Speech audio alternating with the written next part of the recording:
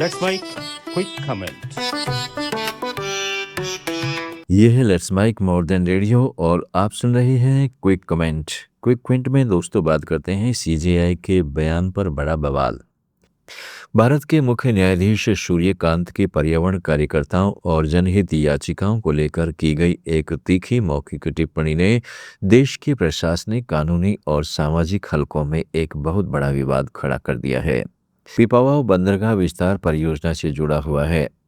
जहां इसके विकास कार्य को दी गई पर्यावरणीय मंजूरी को चुनौती देने वाली एक याचिका पर सुनवाई के दौरान मुख्य न्यायाधीश की अध्यक्षता वाली पीठ ने इस याचिका पर विचार करने से न केवल इनकार कर दिया, बल्कि सुनवाई के दौरान पर्यावरणविदों की भूमिका पर बेहद तल्ख और गंभीर टिप्पणियां भी की।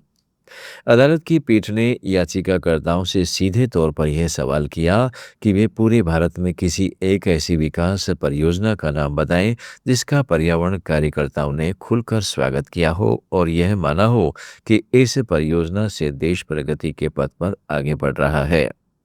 शीर्ष अदालत ने मौखिक रूप से यह भी जोड़ा कि आज के समय में विकास से जुड़ी बड़ी परियोजनाओं को केवल रोकने या उनमें बाधा उत्पन्न करने के उद्देश्य से ही लगातार मुकदमे दायर किए जा रहे हैं, जो कि देश के आर्थिक विकास और प्रशासनिक व्यवस्था के लिए एक अत्यंत चिंताजनक विषय बनता जा रहा है।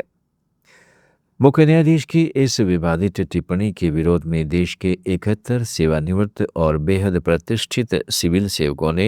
एकजुट होकर कॉन्स्टिट्यूशनल कंडक्ट ग्रुप के बैनर तले सीजेआई सूर्यकांत को एक अत्यंत विस्तृत और औपचारिक खुला पत्र लिखा है।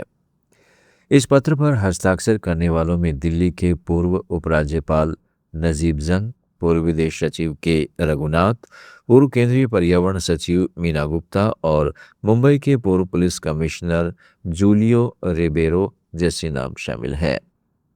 इन पूर्व नौकरशाहों ने अपने इस संयुक्त पत्र में मुख्य न्यायाधीश के बयान को न केवल अत्यंत चिंताजनक बताया है, बल्कि इसे एक व्यापक पूर्वाग्रह से ग्रसित दृष्टिकोण का परिणाम भी करार दिया है। उनका तर्क है कि स्वतंत्र भारत की लोकतांत्रिक और संवैधानिक व्यवस्था में सर्वोच्च न्याय संस्था के प्रमुख की ओर से इस तरह की टिप्पणी आना बेहद दुर्भाग्यपूर्ण और निराशाजनक है। पत्र में इस बात को रेखांकित किया गया है कि न्यायपालिका का प्राथमिक और मूल जनादेश किसी भी कानूनी विवाद को किसी पूर्व निर्धारित धारणा या व्यक्तिगत राय के बजाय पूरी तरह से निष्पक्ष होकर केवल उसके गुण दोषों और रिकॉर्ड पर मौजूद पुख्ता साक्ष्यों के आधार पर तय करना होता है। इन पूर्व प्रशासनिक अधिकारियों ने न्यायपालिका को सचेत करते हुए कहा है कि भले ही यह एक मौखिक टिप्पणी थी, लेकिन मुख्य न्यायाधीश के पद की गरिमा और इसके व्यापक मीडिया कवरेज के कारण यह देश के पर्यावरण कानूनों, नियामक सुरक्षा उपायों और संरक्षण की पूरी व्यवस्था को गंभीर रूप से कमजोर करने का काम कर सकती है।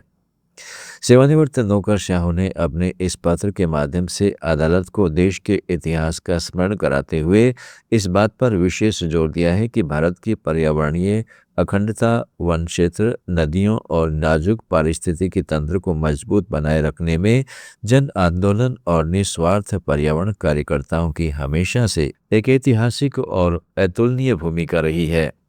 उन्होंने स्पष्ट किया है कि अदालतों में समय समय पर दायर होने वाली जनहित याचिका किसी भी रूप में देश के औद्योगिक या ढांचागत विकास में जानबूझकर बाधा डालने के लिए प्रेरित नहीं होती है, बल्कि वे देश की अमूल्य प्राकृतिक संपदा, आम नागरिकों के स्वास्थ्य और जल जंगल जमीन पर निर्भर रहने वाले स्थानीय व आदिवासी समुदायों के बुनियादी अधिकारों की रक्षा के लिए एक पवित्र संवैधानिक उपकरण के रूप में उपयोग की जाती है।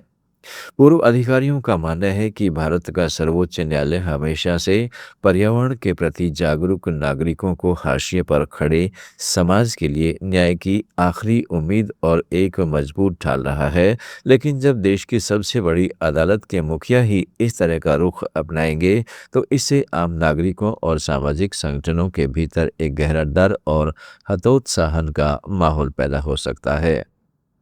क्विक कमेंट में रोज किसी नए विषय को जानने के लिए डाउनलोड करें लेट्स माइक ऐप। जुड़े रहिए लेट्स माइक के साथ। आप सुन रहे थे let's mic more than radio. Follow कीजिए हमें हमारे सोशल मीडिया प्लेटफॉर्म्स पर।